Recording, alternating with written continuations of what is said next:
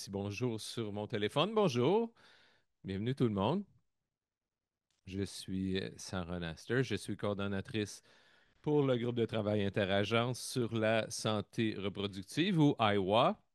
Pour ceux qui ne connaissent pas notre organisation, on est une coalisation mondiale d'organisations et d'individus et on travaille collectivement depuis 30 ans pour promouvoir la santé reproductive.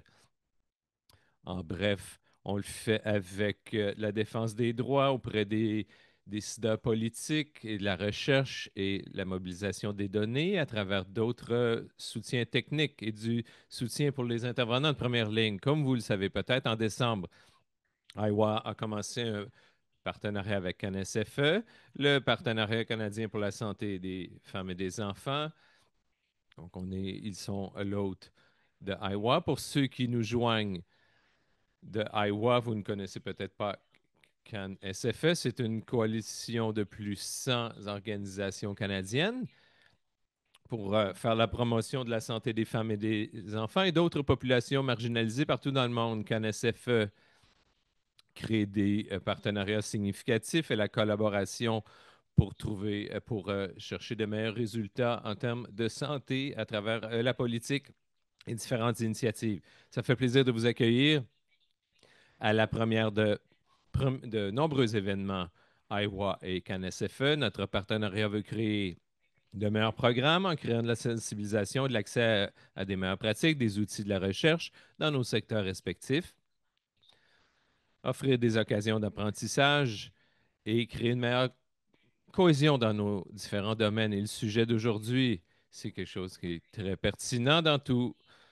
notre travail. C'est un exemple parfait de ce qu'on souhaite accomplir avec ce partenariat, entre autres. Donc, maintenant qu'on a couvert les éléments logistiques, Deborah, donc on peut passer à Alice Castillo, qui est, euh, qui est de Clear Global. Merci de partager votre expertise avec nous aujourd'hui et comment ça peut s'appliquer au travail de nos coalitions. Donc, on a très hâte d'entendre votre présentation. On aura des questions à la fin. Sur ce, je vous cède la parole. Merci à tous et toutes d'être présents. Merci beaucoup. Merci pour cette belle présentation. On est emballé d'être ici. Je suis Alice. Je suis ici avec ma collègue Maria et on va passer du temps à parler d'enjeux de langue. On vient d'une organisation qui s'appelle Clear Global. Vous avez peut-être entendu notre ancien nom qui est Translator Without Borders, traducteur sans frontières. Donc, on a fait du travail de recherche et de défense des droits. Vous avez peut-être entendu notre ancien nom.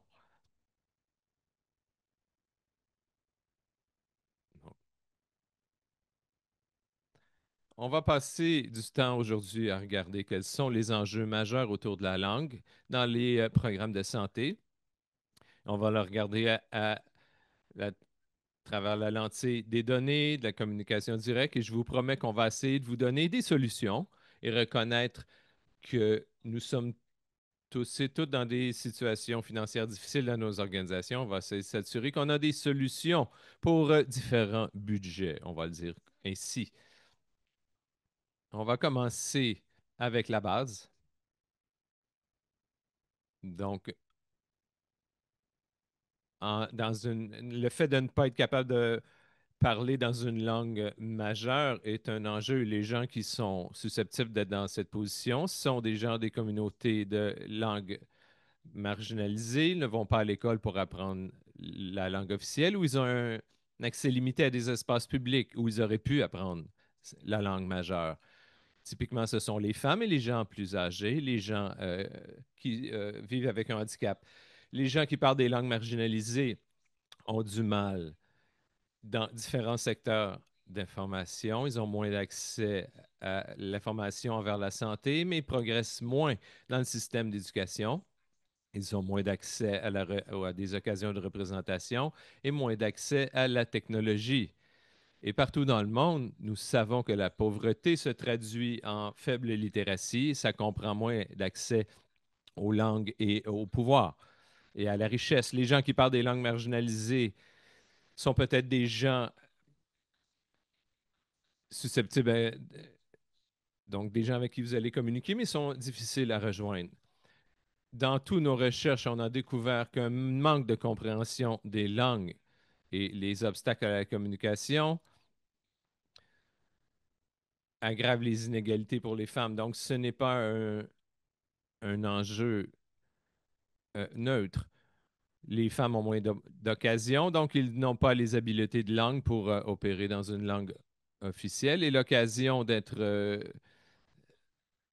lettrés. Dans les contextes que nous avons recherchés, donc un contexte d'image et audio dans la langue locale est critique à la réussite de la communication. On doit s'assurer que ces leçons soient aussi amenées dans des programmes numériques. Pour des programmes en santé, on doit donner l'information dont les gens ont besoin, mais on doit aussi être en mesure de les entendre à propos de leurs besoins, de leurs préoccupations. Généralement, les sujets de santé sont difficiles à discuter, surtout les sujets les plus sensibles autour de la santé reproductive. Les mots que nous choisissons, les choisis avec soin pour éviter la honte ou pour faire en sorte qu'une explication soit moins embarrassante. Mais si on ne peut pas l'entendre de la part des gens qui parlent une autre langue, on va manquer ces nuances importantes dans la langue. On doit s'assurer que la langue est intégrée dans nos évaluations pour qu'on puisse entendre les gens qui parlent des langues marginalisées dans l'information sur la santé qu'on fournit pour que les gens se sentent en sécurité et à l'aise avec l'information qu'on leur donne, mais aussi s'assurer qu'ils comprennent pleinement. Et dans notre système de référence de santé, on veut s'assurer que quand on offre nos services aux gens, ils pourront y accéder. Je vais décortiquer certains de ces éléments. Tout cela commence avec des données sur les langues. C'est un des problèmes où ça aurait dû être réglé il y a de nombreuses années. C'est une surprise qu'on a encore du mal à comprendre qui parle quelle langue et à quel endroit. On sait que les organisations choisissent les langues pour leur programme en fonction de la meilleure information qu'elles peuvent trouver. Et souvent, c'est de parler aux organisations locales et les informateurs clés. Mais la recherche que nous avons faite dans de nombreux pays montre que ça sous-estime la complexité des langues locales et ça peut même renforcer des patrons d'exclusion qui existent déjà.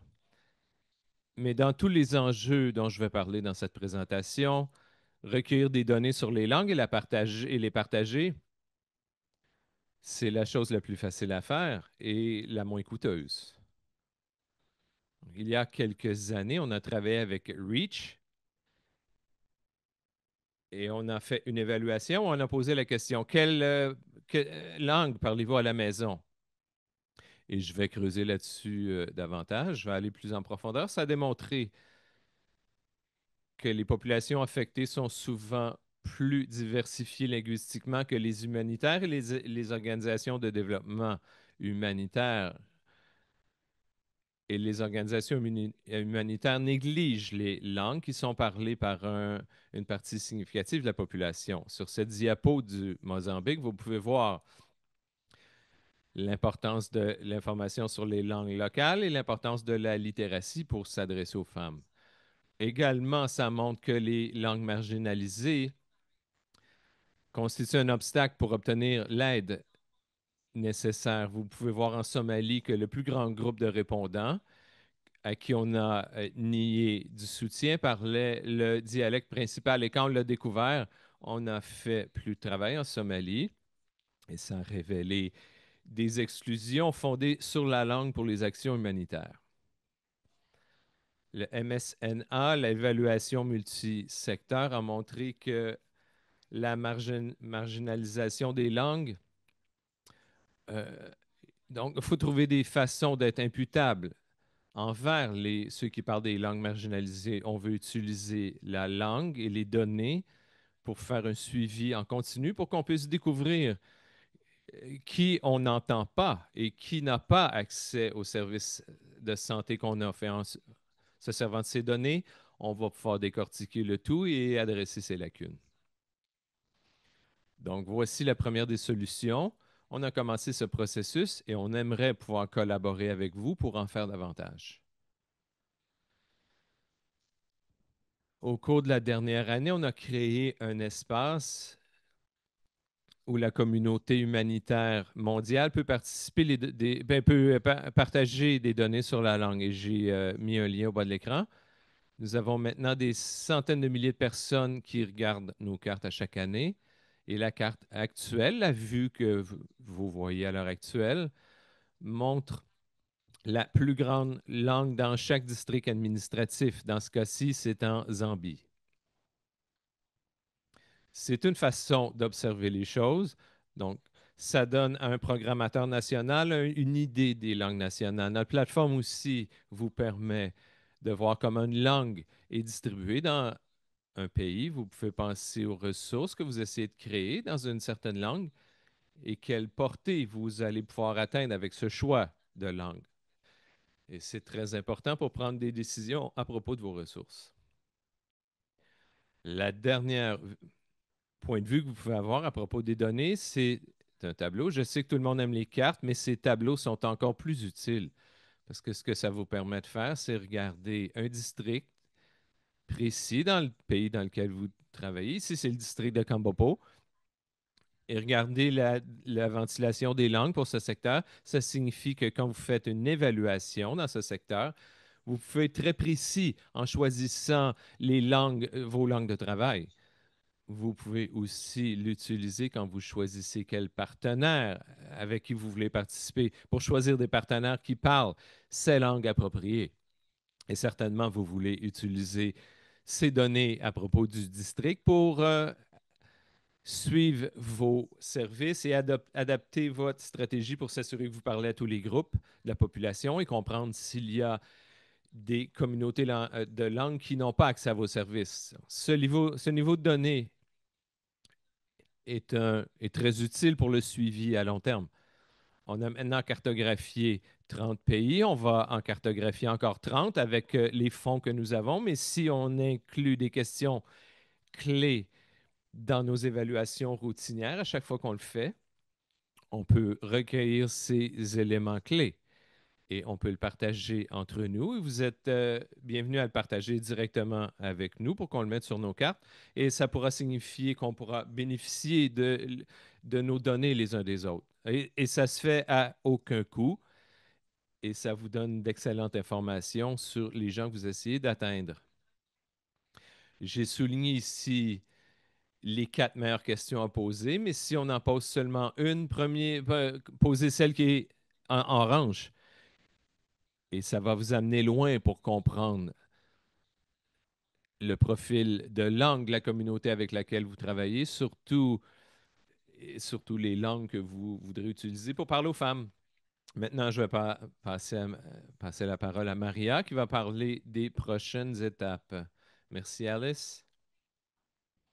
Donc, on a parlé des données. Maintenant, regardons les défis liés à la communication. Notre recherche a identifié des enjeux clés que les partenaires locaux et le personnel rencontrent quand ils travaillent avec des partenaires internationaux et quand ils appliquent des directives mondiales en santé et en éducation dans les communautés locales. Parlons de cet aspect un peu plus en profondeur. Prochaine diapo. Les organisations souvent présument que le fait de travailler avec un partenaire local ou avec des bénévoles ou même engager du personnel local, ça va suffire pour gérer les barrières de langue. Et dans un contexte multilingue où il y a des communautés déplacées, le personnel local pourrait ne pas comprendre tous les besoins de langue dans une communauté. Ce qui se produit, c'est que les OGN, les ONG plutôt, vont recueillir des habiletés techniques. Donc, des gens qui parlent une langue officielle ou coloniale, ça signifie que le personnel sont les gens les plus éduqués dans ce contexte et sont moins susceptibles de faire partie d'un groupe de langue marginalisée. Ils pourraient ne pas être conscients d'exclusion de langue, mais le fait de venir du même pays ne signifie pas partager la langue. Et à moins que l'organisation ait des données sur quelle langue affecte, quelle langue les gens comprennent, ils veulent savoir dans quelle langue recruter. Notre recherche nous dit que les partenaires humanitaires et le personnel et les bénévoles locaux s'efforcent de combler les lacunes en termes de langue. On doit les outiller, leur donner des outils pour qu'ils puissent jouer leur rôle. La première partie, c'est de s'assurer qu'on communique clairement avec eux. Prochaine diapo.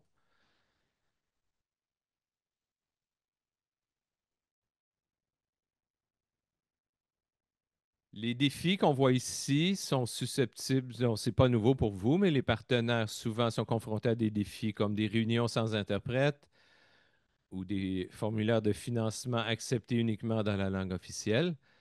Mais je voulais souligner le fait que notre étude multi-pays a démontré que nos efforts à participer avec des partenaires sont aussi, donc, nous empêchent de créer inaudible. Donc, il faut relayer de l'information complexe et le personnel local ont du mal avec les directives mondiales.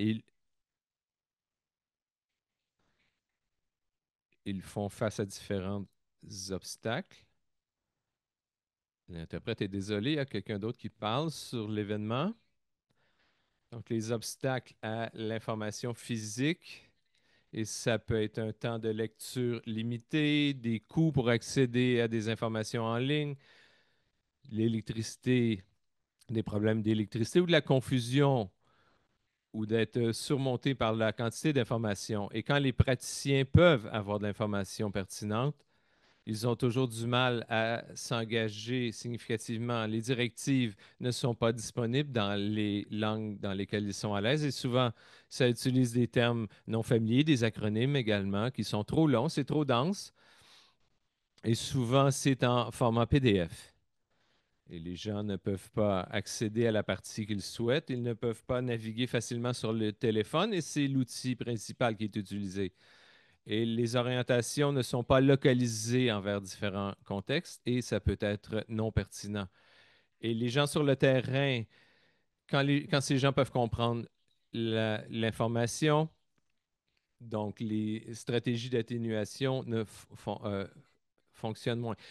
Un participant du Mozambique l'a bien exprimé. Donc, faites des résumés, ajoutez des encadrés colorés pour mettre en valeur des actions clés, utilisez des puces. Ici, il y a différents. Donc, un seul paragraphe contient trop d'actions et d'idées. Les gens n'ont ni le temps, ni l'électricité, ni les conditions nécessaires pour lire de longues phrases. Ils sont en situation d'urgence. Qu'est-ce qu'on peut faire pour améliorer la communication? Prochaine diapo. D'abord, la première chose qu'on peut faire, c'est offrir l'accessibilité aux partenaires. On peut communiquer clairement pour une meilleure compréhension, mais on doit faire l'effort et on doit que ça soit déjà inscrit dans nos contrats, créer nos outils, nos documents d'orientation en langage simple plutôt qu'en langage complexe. Et ça ne coûte rien et ça a un grand impact. Donc, quand on est serré financièrement, c'est un autre secteur où on peut progresser sans argent. Le langage clair, c'est une discipline d'écriture pour que le lecteur puisse comprendre rapidement, facilement et le plus complètement possible. Ça favorise des termes familiers, des structures de phrases simples, des sommaires. Et le langage clair nous aide tous et toutes, mais surtout, ça aide les gens qui peut-être lisent dans une langue secondaire. Et c'est susceptible d'amener à une meilleure traduction où on a de meilleures ressources de traduction. À Clear Global, on ne croit pas en le fait d'avoir deux versions, complexes et simples. Tous les documents devraient être créés avec du langage simple et clair dès le départ. Et on peut offrir de l'édition en langage clair et de la formation à cet effet. Donc, n'hésitez pas à communiquer avec nous à Clear Global si vous pensez que ça pourrait être utile dans votre travail. Deuxièmement, on peut communiquer dans les langues parlées par notre public cible. Ça comprend utiliser les variants appropriés de la langue qui est utilisée localement. Par exemple, congolais et le Mozambique et non le brésilien, le portugais brésilien pour le Mozambique. Si vous ne pouvez pas utiliser tout le document, au moins traduisez les concepts clés, ça va déjà beaucoup aider. Pour l'accès physique à l'orientation, c'est bien d'avoir des techniques de diffusion. Idéalement, vous voulez avoir un budget pour une diffusion à grande échelle, pour des copies papier, et aussi séparer des longs documents en plus petits documents. Aussi développer des versions audiovisuelles, ça peut améliorer l'accès au contenu. Mais si les budgets sont serrés, il faut identifier le contenu le plus pertinent. Donc, ça peut être un résumé d'une ligne pour que les gens puissent décider s'ils doivent le télécharger ou non. Et respecter le temps de leur temps de lecture limité. Vous pouvez envoyer du document par courriel directement. Donc, et faire des catégories comme urgent, contexte, référence, etc. Prochaine diapo. L'autre partie de soutenir le relais de l'information, la transmission de l'information, c'est soutenir les interprètes et les traducteurs avec qui vous travaillez. Ça comprend les bénévoles, les travailleurs communautaires, quiconque qui peut avoir à transmettre de l'information, faire des évaluations, parler de santé ou expliquer comment faire des plaintes.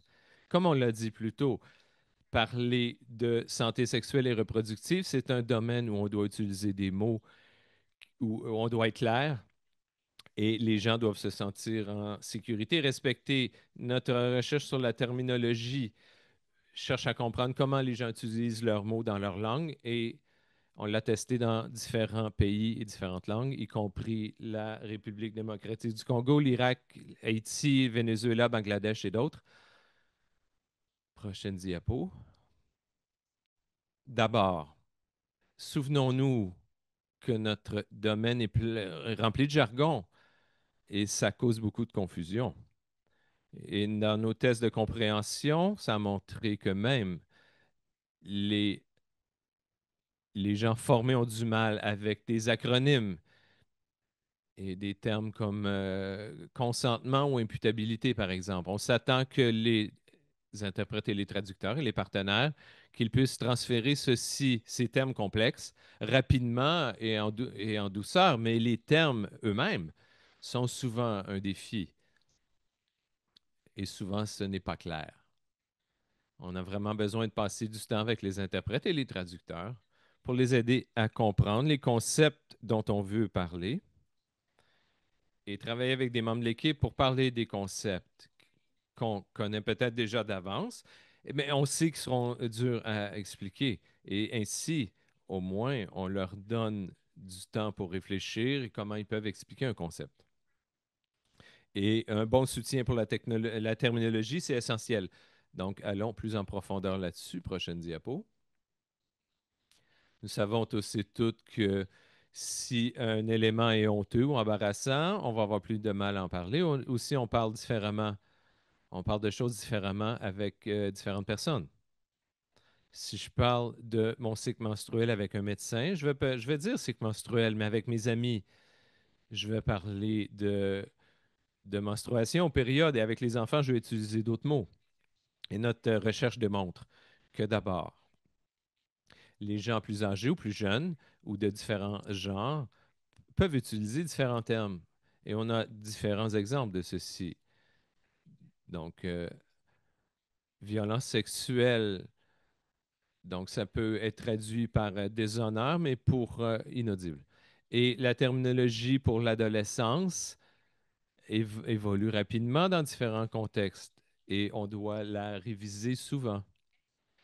Comme vous pouvez imaginer, les connotations historiques ou culturelles peuvent influencer l'interprétation des personnes. À Haïti, par exemple, on a trouvé que les gens lient le terme exploitation en créole à des idées de commerce et de colonialisme. On doit aussi accepter que certains concepts n'ont pas de termes non stigmatisants. Vous pouvez choisir euh, entre les moins pires options ou entre un terme qui est bien compris. Par exemple, en Rainja, il y a des termes pour les hommes qui ont des relations sexuelles avec des hommes.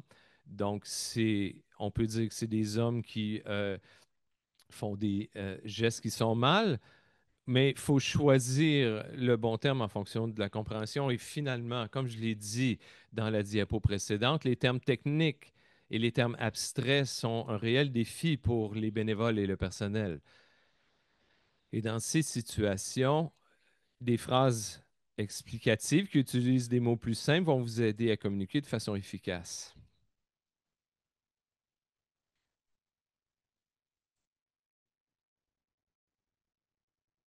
Par exemple, mais oui, la traduction,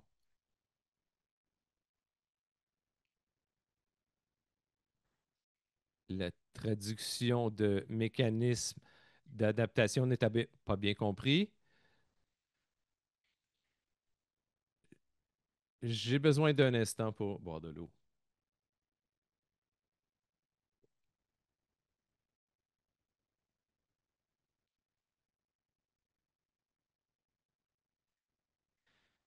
J'aurais dû préserver ma voix avant la présentation. Je disais qu'au Malawi, la traduction de mécanisme d'adaptation négatif n'était pas bien compris. Et au lieu de traiter avec un problème d'une façon qui crée... Donc, ça peut être mieux d'accepter une, une phrase courte plutôt que de trouver une solution à un seul terme qui va engendrer moins de compréhension. Prochaine diapo. Et interpréter, c'est un rôle très difficile et il y a des gens qui font ceci dans des langues marginalisées ne sont pas des professionnels, ils sont simplement bilingues, mais on peut faciliter leur travail si on investit dans des ressources pour les aider à exprimer des concepts clés. On doit examiner notre propre langue soigneusement, éliminer le jargon, les termes techniques quand c'est possible, expliquer les concepts le plus clairement possible et travailler avec des collègues pour discuter quels sont les concepts les plus difficiles à communiquer et aider les communautés à se servir des mêmes termes qu'eux et créer des glossaires. On a besoin d'écouter, parler aux hommes et aux femmes, les plus vieux, les plus jeunes, puisque la langue n'est pas utilisée de la même façon par tout le monde. À Clear Global, on a des glossaires multilingues disponibles et des termes liés à la langue dans différentes langues. On a un glossaire humanitaire dans plusieurs langues. On a des définitions en langage simple et clair. Et on a fait des notes de directives dans plusieurs langues sur certains enjeux et la terminologie sensible. Et si on travaille interagence, le glossaire peut devenir une ressource partagée. Ça nous fera plaisir de vous guider et ainsi que vos partenaires pour développer des glossaires. Encore une fois, communiquer avec nous si vous pensez que ça pourrait être utile. Et je retourne à Alice parce que ma voix ne peut plus tenir.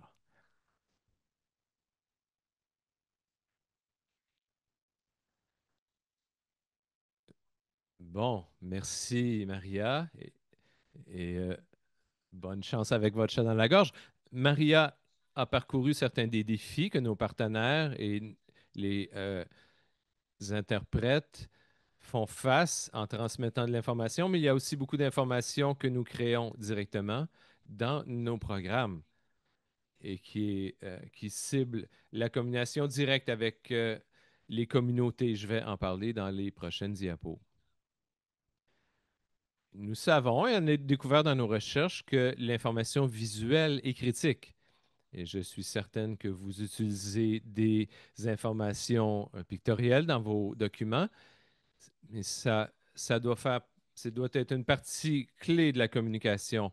Mais on a aussi fait beaucoup de tests de communication avec l'information en pictogramme et il peut y avoir beaucoup de mauvaise compréhension sur de l'information en pictogramme. Donc, on va examiner ceci.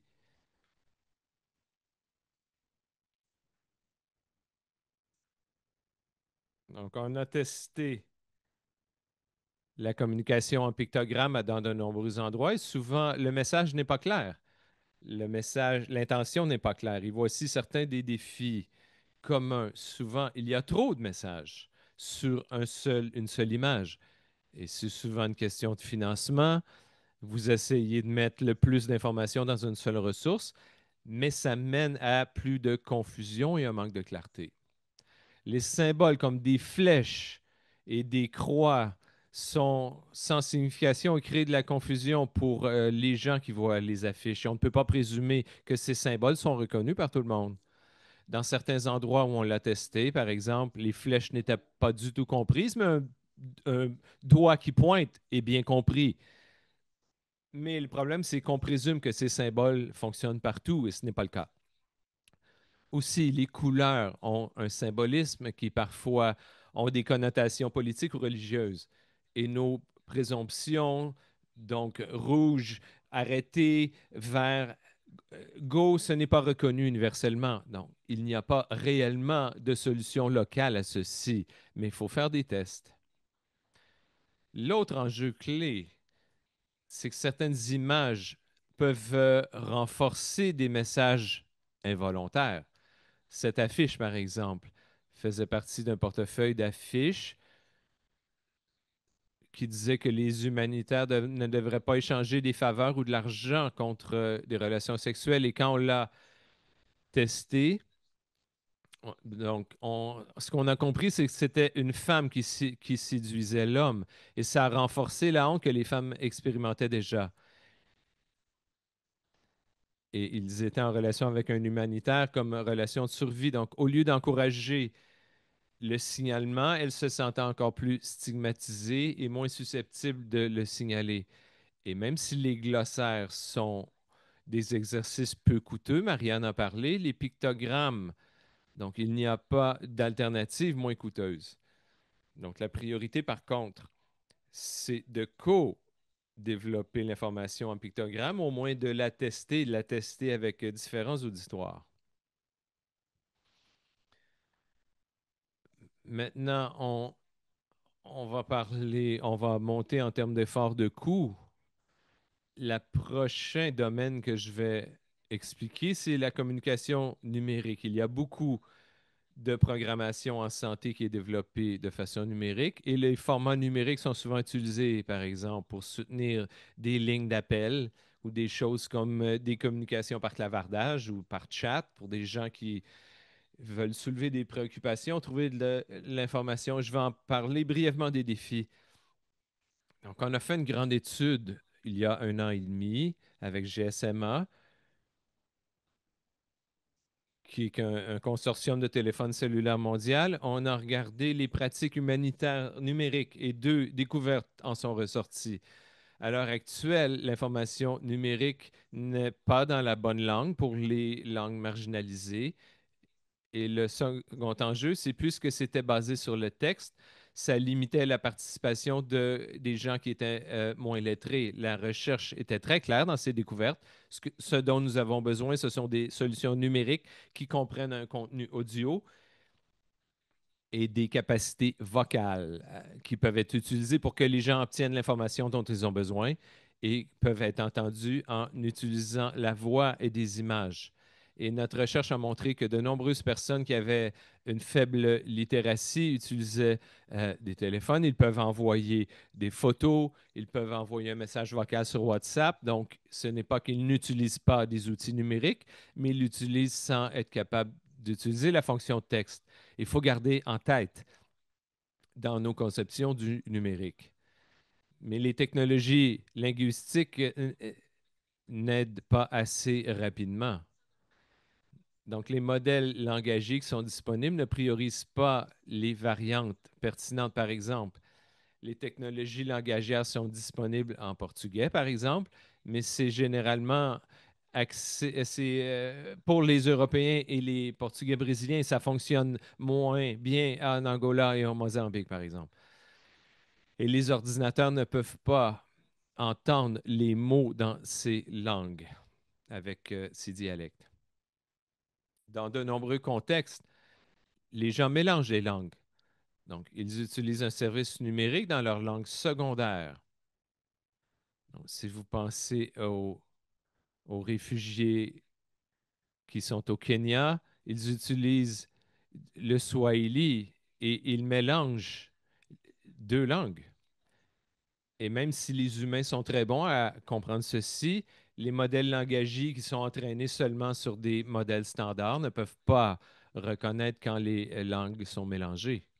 Et finalement, comme je l'ai dit plus tôt, il y a des gens qui ont une faible littératie et de faibles habiletés technologiques utilisent quand même des outils. Et ces outils sont développés en fonction d'une plus grande connaissance et les gens sont moins familiers avec cette technologie. Et les interfaces doivent être simplifiées. Encore une fois, on a des solutions.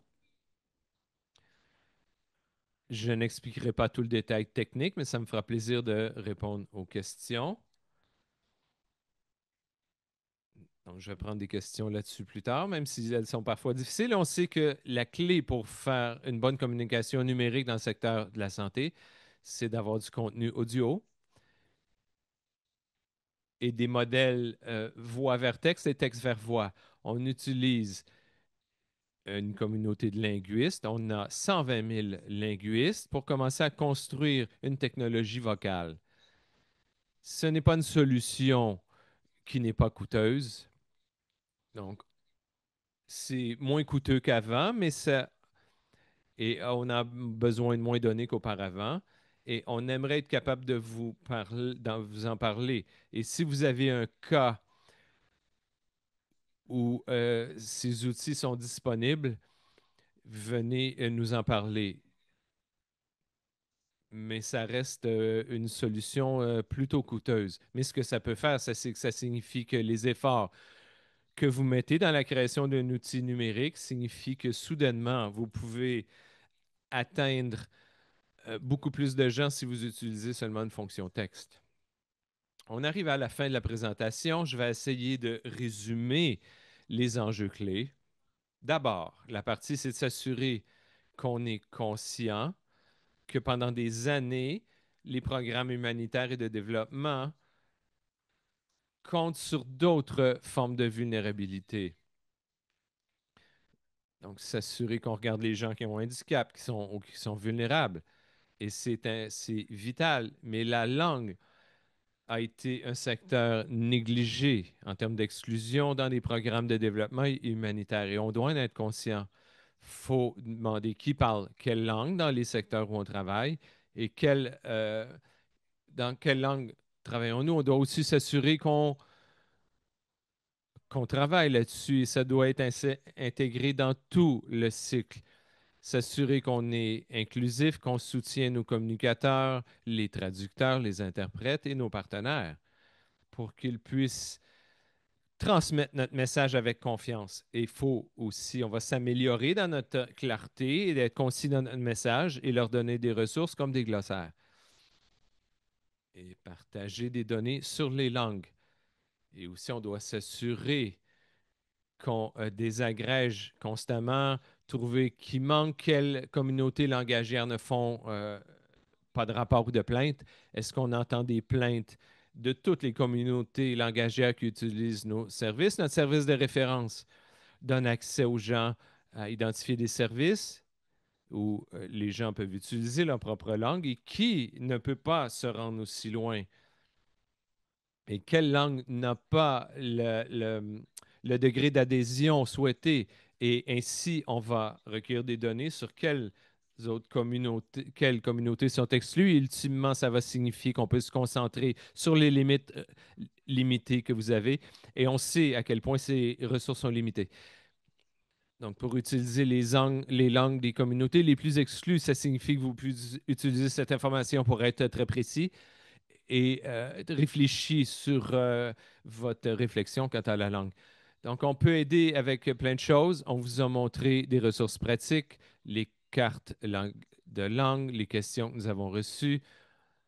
On a plein de guides en ligne. On a de la formation pour les traducteurs et les interprètes. On peut faire de la formation sur mesure, mais on aimerait collaborer avec vous et de façon critique.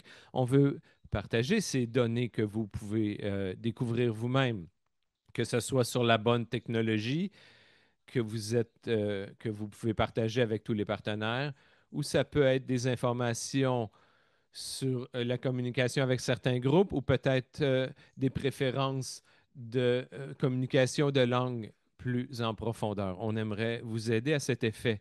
Je vais arrêter de parler. Merci d'avoir écouté. Je suis emballé d'avoir encore du temps. Je, J'avais peur qu'on dépasse notre temps, mais ça me fera plaisir de poser des questions. Donc, je vais cesser mon partage. Et maintenant, je peux voir tout le monde. On n'a pas de questions dans le clavardage encore, mais n'hésitez pas. Donc, dans ce cas, si on n'a pas de questions, vous pouvez lever votre main et poser les questions qui seraient intéressantes pour vous.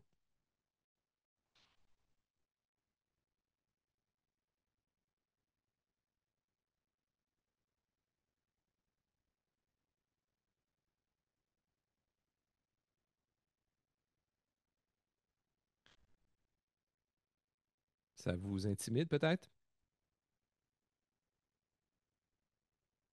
Bon, il y a quelqu'un qui essaie de lever sa main.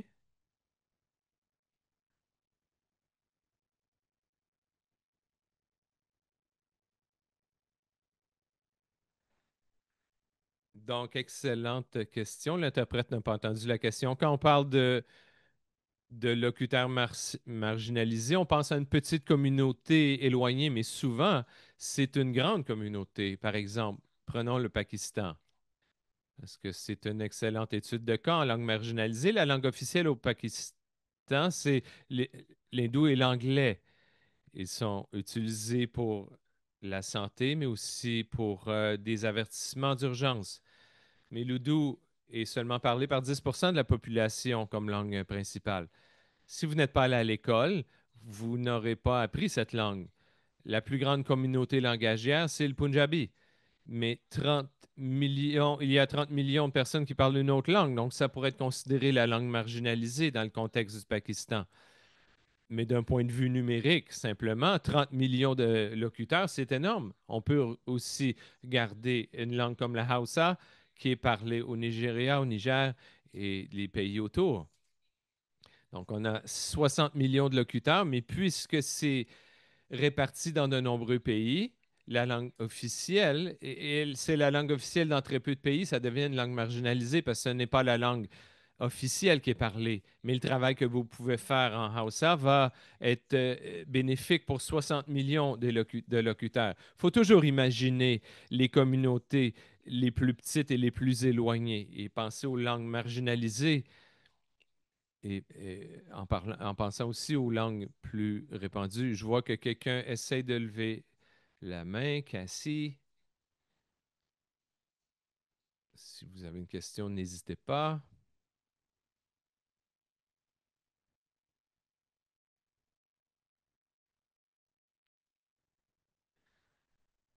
Donc, vous avez vu votre question ici.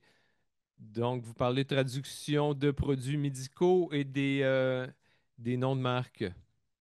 Avez-vous de l'expérience ou des informations là-dessus? Je ne suis pas certaine. On a fait beaucoup de travail sur comment euh, prendre des produits. On travaille, par exemple, dans une certaine communauté, on a fait beaucoup de travail avec des organisations qui distribuaient des médicaments et avaient besoin de donner des instructions sur la prise de médicaments dans un langage local à des gens qui ne parlent pas. Et cette langue n'a aucune forme écrite, c'est entièrement oral.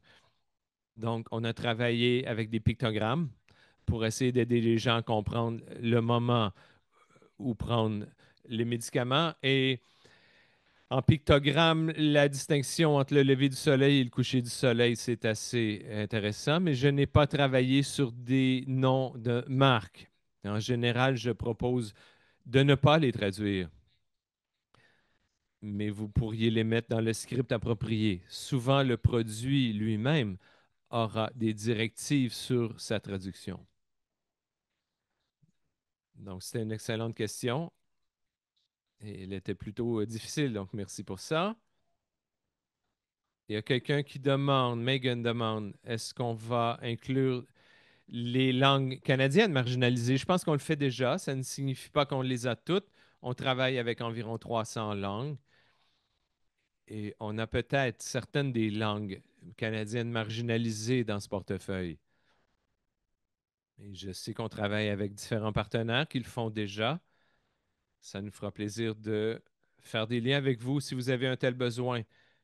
Donc, quand je dis 300 langues, ça semble incroyable, mais il y en a 7 000 dans le monde, donc il y a encore beaucoup de travail à faire. Donc, Tam demande d'outils technologiques sur la santé reproductive qui fonctionnent bien. Il y en a énormément. Il y a beaucoup de gens qui font d'excellent travail. Donc, Jacaranda Health, par exemple, et Vayamo font du travail très intéressant dans ce domaine. Ils ont publié un livre blanc avec Stanford qui, qui parle de certains exemples de pratiques très intéressantes. Il y a des gens qui le font. On a aussi développé avec quelques partenaires, par exemple, un clavardage multilingue durant la COVID pour répondre aux questions des gens à propos, donc à propos de la COVID. Et ce qui est intéressant, c'est que même si c'était conçu pour un secteur précis du nord-est du Nigeria, donc les questions entraient de différentes communautés de langue. Et, et l'information dont il disposait, la mauvaise information était très diversifiée. Donc, on pouvait avoir une communauté qui demandait si l'ail ou la gingembre était une bonne cure pour la COVID et d'autres parlaient de vaccination. Et, et donc, ces communautés cohabitaient, mais avaient accès à différentes informations. Donc, n'hésitez pas à lever votre main si vous voulez parler.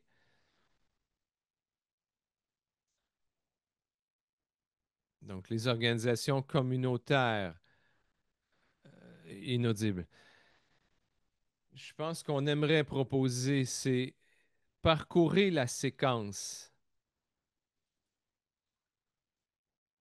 Donc, sur votre compréhension des obstacles à la langue. La première chose qu'on recommande aux organisations de la base et les plus grandes organisations, c'est que si vous rencontrez des gens et faites toute forme d'évaluation, vous demandez aux gens quel est leur langage principal qu'ils parlent à la maison et ainsi vous obtiendrez un portrait du profil de langue et vous pourrez commencer à recruter des bénévoles qui parlent ces langues ou parler à vos interprètes sur quels sont les défis dans ces langues.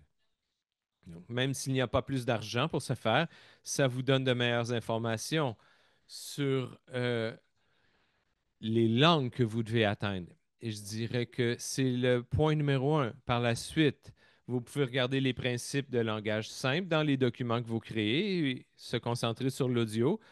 Et l'audio, c'est aussi, ça peut être aussi humain vers humain. Ça n'est pas obligé d'être de la technologie. Donc, préparez vos gens pour qu'ils puissent préparer ces discussions. Donc, par exemple, avec des glossaires. Et ça peut être simple, ça n'a pas besoin d'être une application complexe. Donc, soutenez vos interprètes et vos traducteurs et recrutez des bénévoles qui parlent la bonne langue. C'est un bon début.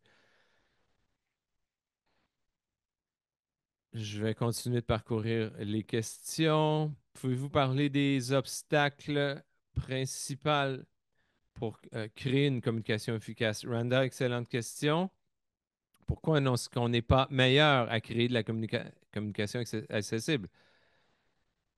On est un domaine plein de technocrates et un de nos défis, c'est qu'on a tendance à permettre que la révision finale soit faite par des spécialistes techniques.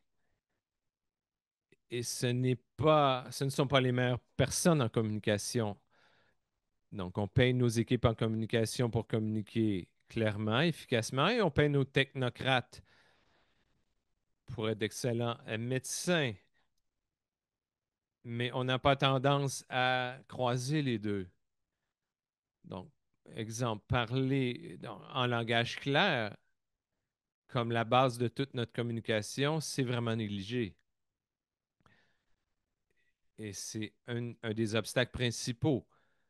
Si on peut simplifier ce qu'on souhaite dire et le rendre plus clair, notre capacité de l'amener en d'autres langues, ça va être amélioré aussi. Donc, le défi est dans notre propre habileté en tant que secteur pour simplifier Et je ne parle pas de simplifier le contenu pour le rendre plus... donc, mais il faut le dire de façon plus claire. Est-ce que la raison principale est le financement? Donc, en tant que secteur, on ne nous demande jamais de... Donc, on ne ferait jamais de programmation. Donc, si on... La désagrégation par genre, ça ne se produirait jamais parce que les bailleurs de fonds comprennent maintenant cet enjeu. Et ça ne se traduit pas en suivi et en financement. Est-ce qu'on a eu de l'expérience? Question inaudible. Oui, on continue d'avoir ces conversations. On a fait beaucoup de travail sur la violence sexuelle, par exemple, sur les GVB. On a moins travaillé sur les soins liés à l'avortement, mais simplement parce que, bon, c'est parce qu'on n'a pas de gens qui sont venus nous voir là-dessus. Et on a beaucoup de travail sur l'abus sexuel et les violences sexuelles. Donc, ça nous fera plaisir de continuer de travailler sur ces secteurs et la terminologie liée à l'avortement. Une question de Chelsea. Donc, comment vous gérez la terminologie politisée?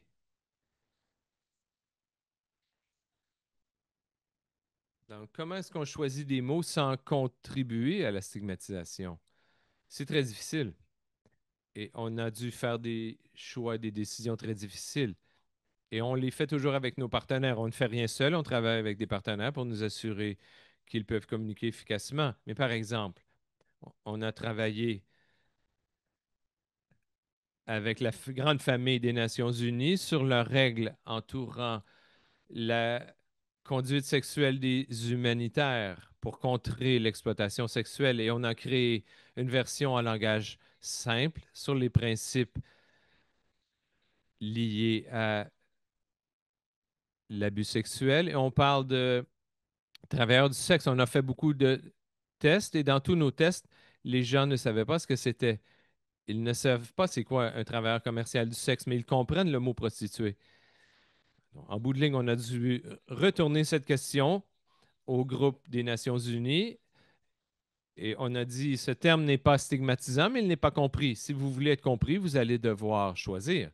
Voulez-vous que les gens comprennent ce dont vous parlez ou voulez-vous utiliser un terme non stigmatisant? C'est un choix difficile. Il y a eu beaucoup de discussions et à la fin, on a utilisé le mot prostituée. Il faut être prudent que ce terme, au fil des traductions, ne devienne pas encore plus péjoratif.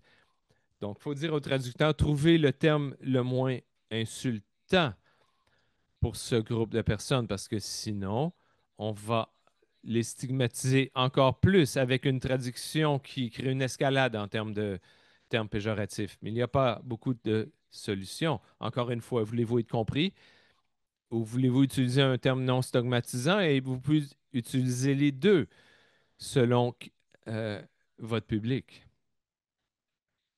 Mais excellente question et ça nous cause beaucoup de mal. Merci pour ça.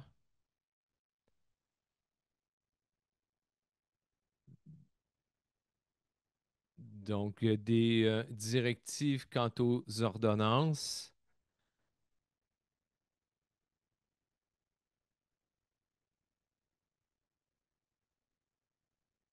Donc, Dr. Stephen, je vous dirais que je n'ai pas de réponse pour ça. Donc, sur l'utilisation de noms dans des ordonnances, vous avez soulevé quelque chose qui est très intéressant et je ne sais pas quelle est la meilleure réponse. Et je soupçonne que la meilleure manière de réussir ceci, ce serait de parler aux médecins ou les infirmières et les autres professionnels en santé où vous travaillez pour voir s'il y a un nom générique pour ces médicaments et encourager cette utilisation. Je m'excuse, je n'ai pas de meilleure solution. Donc, il y a beaucoup de questions et on n'a plus beaucoup de temps. Avez-vous des ressources ou des recommandations pour des organisations pour estimer les coûts liés à la traduction? Et Donc, très bonne question, Jessica. Comment est-ce qu'on peut budgéter ceci? Donc, la façon la plus simple, c'est d'obtenir des soumissions pour la traduction de documents, mais quand tu as la formation, former des interprètes et créer des glossaires, ça nous fera plaisir de travailler avec vous pour trouver des idées en fonction de différents contextes. On communique avec nous. Ça ne veut pas dire que vous êtes obligé de souscrire à ce qu'on va proposer, mais si vous n'avez pas du tout d'argent, donc asseyez-vous avec avec les membres de la communauté, votre personnel,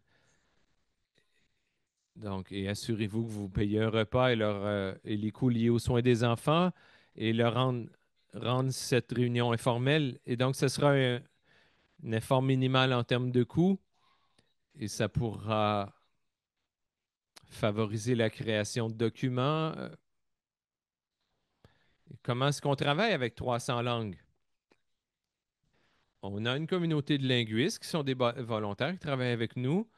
On a 120 000 bénévoles au dernier décompte et on travaille avec eux. Puisqu'ils sont bénévoles, ils sont soit des linguistes professionnels ou des bilingues euh, très solides. Et on les paye quand c'est possible et on leur offre de la formation sur comment être un interprète et comment être un traducteur. Et on améliore leurs capacités. Ils ont des avantages en travaillant avec nous. C'est comme ça qu'on le fait. Et on crée notre communauté langagière en fonction des besoins humanitaires. Donc, je vois qu'il y a des gens qui nous quittent et on arrive à la fin de la réunion. Donc, communiquez avec nous. Ça me fera plaisir de répondre aux questions. Y a-t-il autre chose, Deborah ou Sarah? Voulez-vous que j'aborde un sujet avant de quitter? Non, on pourra tirer les questions restantes et voir si on peut y répondre par la suite et diffuser les réponses par la suite. Sinon, donc, merci à tout le monde. Merci pour les excellentes questions et cette participation. Quand on se préparait pour ceci, on se disait, chacun de ces sujets pourrait faire l'objet d'une présentation. On restait à l'écoute pour des suivis et d'autres webinaires et d'autres ressources en formation. Et on est très emballé de notre partenariat avec Clear Global. Merci Alice, Maria, beaucoup pour votre temps et votre expertise. Et un énorme merci à Cannes SFE et aux gens qui ont participé pour vos questions. On va partager la présentation et l'enregistrement si vous avez besoin de la version française par la suite. N'hésitez pas à la diffuser avec vos collègues et vos partenaires. Merci à tous et toutes d'avoir été ici. Merci à tout le monde et merci pour vos excellentes questions.